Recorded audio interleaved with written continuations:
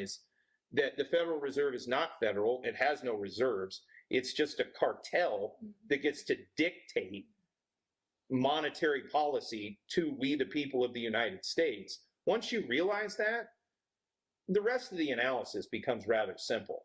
You know, and you can also figure out the motives behind why things are occurring the way that they're occurring, because you've got this cartel that's basically, you know, wanting to maintain itself over time. So to my mind, it's less about figuring out gold and more about figuring out the concepts of sound money. Well, so analysis than like me. I have to live a lot in the banking system. But if I was a fisherman and I owned my own boat and I had my own house, I probably wouldn't even care about money at all. I would just catch fish and you know, take them to, you know, and I'd sell it for whatever is working.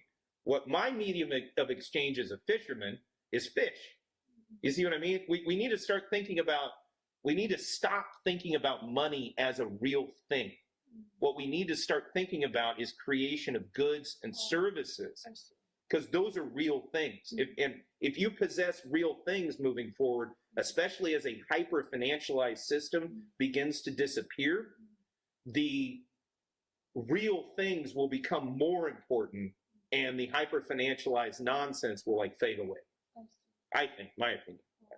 so It's like NGOs that you can never quite figure out what it is they do, you know, and how are they helping anything. But because, see, again, when you just create money out of nothing, you create all of this inefficiency. So, for example, they bail out Wall Street with all this fake money, okay? And then Wall Street bankers get bonuses and things. But, for example, now the corporation has money, and they may need to go get tax breaks.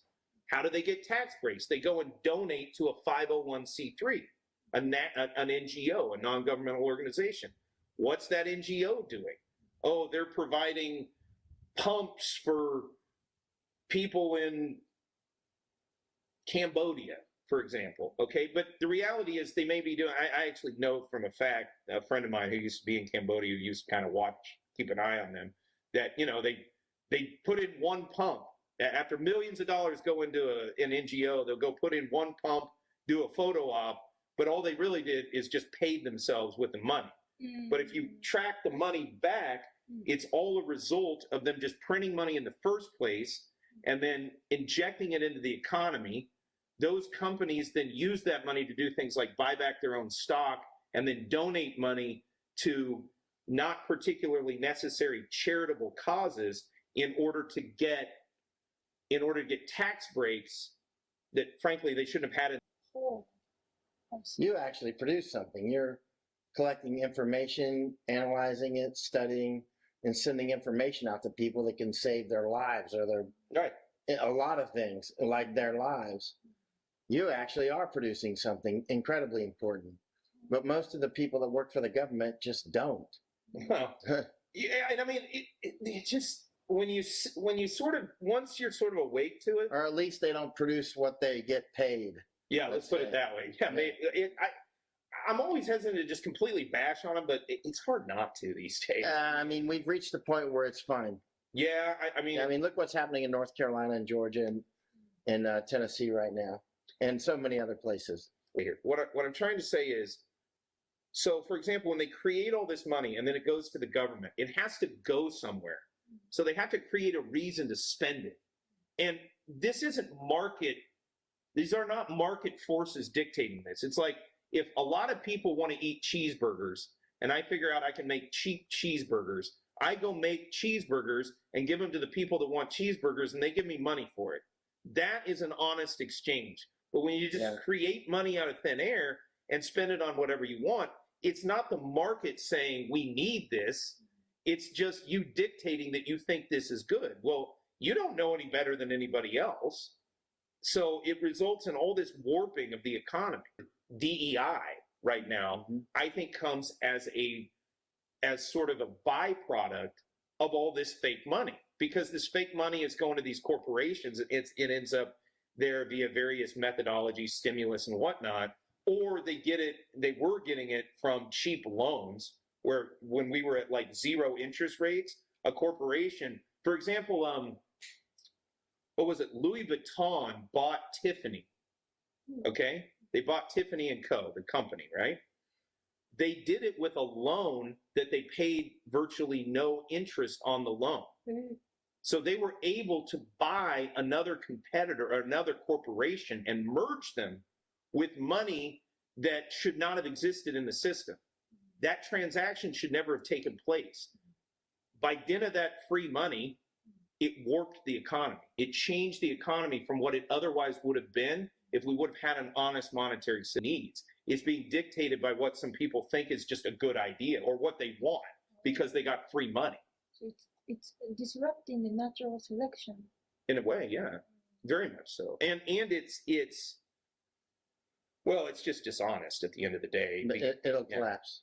It doesn't. Yeah, It will. Like fiat money always dies. Yep. Then they're going after the farmers, and they're going after fishermen, and they're going after energy. Like they are. Is Marxism actually diagnoses problems very well, but its solutions are horrible.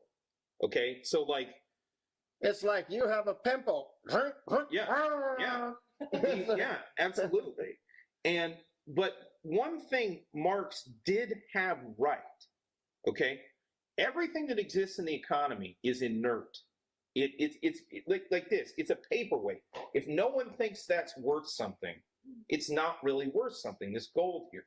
If nobody thinks that that's worth something, it's not really. It's just it has intrinsic value, but if people don't believe it's worth something, they don't want it, and therefore it's not in demand. The point I'm trying to make, the only actual thing that actually adds value, creates a transmutative property in the actual economy, that actually changes something in the economy, is labor. It's labor. It's always been labor.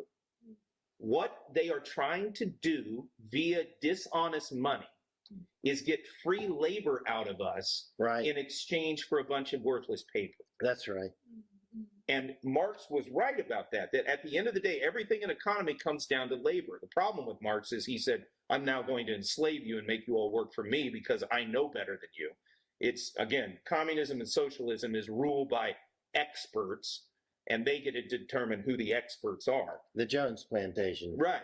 But remember, at the end of the day, it's all about getting you to work for basically nothing, or for less than what your labor really is intrinsically worth. And I don't like to go too far down that road because then people get off on what their own labor is worth. No, the market dictates what your labor is worth.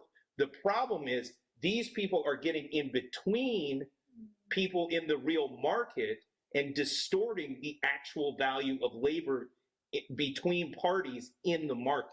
That's the problem. I see. Oh. So basically, if you want to get into a great business that makes a lot of money, you get a shirt that says government on it, and you buy a gun, and you stand in between us with your gun and your shirt that says government, and every time we try to do business, you take a little bit of it. Yeah. You just and say, if one of us doesn't do it, you just shoot us, and then the next guy comes. Yeah. That's how the government. This is actually, like, that isn't trying to do anything. This just is. Okay? So when this sits in between us. Yeah. So in other words, you have a bank because the government is a bank too. So I just go like this, and they don't see it because it's gold. I didn't go like this through you, and then you would take part of it and give him a smaller one. This is literally this is why it's so important. For that reason, in its intrinsic value state, it's for that. In its conceptual state at a nation state level, where you're trying to create a financial system whereby you can create economies of scale of greater and greater prosperity, you have to have honest money, because otherwise you're constantly being undermined in every economic transaction you're making by this thing in between you that has nothing to do with creating value. In the 1930s, when we were doing this, they were doing this, and then you took it. The government took it. The U.S. government took it. 1934. Confiscation, yeah. They came to the banks and everything, took it out of people's, and then they printed a bunch of money later and paid people for it. You want to get even crazier? They abrogated the law to that point And basically, they're called the gold cases, the gold clause cases. Up to that point, there were actual clauses and contracts that said in the event that, all hell breaks loose, we'll just take our payment in X amount of gold. Well, basically, they challenged the confiscation of gold by the federal government because they said, hey, these gold clauses, there's a clause in the U.S. Constitution that gets into what's called freedom of, freedom to, and freedom from contract. Basically, that the government can't get in the way of two people's contract if it's legal. Okay, so we have a clause in the contract that says, in lieu of fiat, I'll take gold. The Supreme Court came in, abrogated all those clauses, and said, because FDR ordered the confiscation, and then people challenged it in the courts, and they just threw it all out. Yeah. Keeping in mind, the government is actually just a person with a shirt that says government and a gun. Yeah. And so that gold went to their pockets. Yeah. Bottom line, it's just people, and their business is government. They incorporated in 1871. And people don't really understand that. That's what Ann Vandersteel talks about. They get leaving the corporation. They get really bogged down in the corporatism side of it. What's really important about the 1871 incorporation was the fact that they created the Civil Service Act, which upended the old spoils system government, and he put in his own people. That was how it used to work. When they incorporated the government in 1871, it started having permanent employees who didn't answer to anybody. It's literally a company. Yeah. It is literally a company. The government is a company. It's a corporate entity. Yeah. Yeah. It's not like a limited company or like a business like we think of a company. It's just on paper, it's incorporated. It exists and can have employees of its own and do all these kinds of things. That didn't exist prior to 1871. You just went into, so when Andrew Jackson won election for president, they called it the spoil system. He brought in all his friends and they just cleared out the old government, and all of his friends just all got a job. It was corrupt. It had problems, but you knew every 4 years you could get rid of whoever was in there and they'd clear out everybody with the next people and put new people in. It wasn't very efficient. You want your government inefficient. When government's efficient, that's fascism. Yeah, it's not great. It's not great. Yeah, it turns into that. We've gone down really deep rabbit hole here, but that people get off on that incorporated entity stuff. More importantly, what you have to, every time they talk about the deep state, it all goes back to that 1870s deal where they basically created the thing that scares me, though, is what they created in 1871 was a permanent bureaucracy that doesn't really answer to anybody. Whoever comes in that's elected, they just kind of ignore them. Deep state. Yeah, that's what it came down to. Because they just are incorporated, they're company men to the company America Inc., if you want to call it that, like the corporation that is America. Is the people that were in the bureaucracy were no longer completely subject to the whims of whatever person we elected into office. And the government just grows and grows and grows. Well, so it's sort of like every time you hear about American politics where somebody will say, oh, well, I'm the president, but why is it he can't change that? Why can't he do this? Why can't he do that?